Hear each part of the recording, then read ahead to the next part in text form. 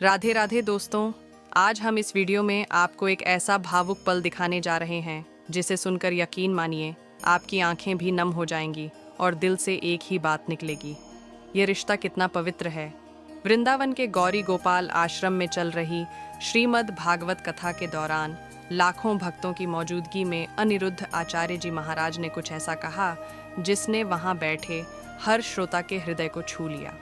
कथा अपने चरम पर थी, माहौल पूरी तरह भक्तिमय था और तभी कुछ ऐसा हुआ जिसने हर किसी को एक पल के लिए स्तब्ध कर दिया। कथा के बीच में महाराज जी अचानक भावुक हो उठे। उनकी आंखें भर आईं और उनकी आवाज़ भीग गई। मन से उन्होंने अपनी धर्मपत्नी, जिन्हें हम सभी सम्मानपूर्वक गुरु मांग कहते हैं, के लिए कुछ ऐसे शब्द बोले जिनमें वर्षों का संघर्ष, त्याग, प्रेम और आभार छिपा था। महाराज जी ने कहा, जब मेरे पास ना रहने को घर था, ना पहनने को कपड़ा और ना खाने को अन्न, तब भी इस स्त्री ने मेरा साथ नहीं छोड़ा।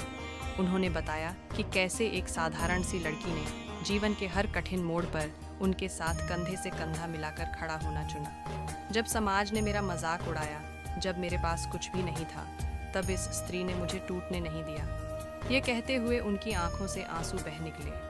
उन्होंने यह भी साझा किया कि जब वह अपने गुरुजी की सेवा में दिन रात लगे रहते थे, तो गुरु माँ ही थी जिन्होंने उनके परिवार को संभाला, माता पिता की सेवा की और एक सच्ची जीवन संगिनी की तरह हर दर्द में उनका साथ दिया। मन से महाराज जी ने यह भी संकल्प लिया कि वे एक ऐसा आश्रम बनाएंगे जहाँ हर भूखे को अन्न मिले और हर उस स्त्री को सम्मान जो अपने पति के संघर्षों में चुपचाप खड़ी रहती है। इसके बाद उन्होंने मंच से उतरकर गुरु माँ के चरणों में झुककर उन्हें प्रणाम किया।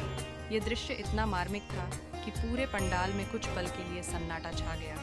फिर तालियों की गूंज से आसमान भर उठा। वहाँ उपस्थित कई श्रोता अपने आंसू नहीं रोक पाए।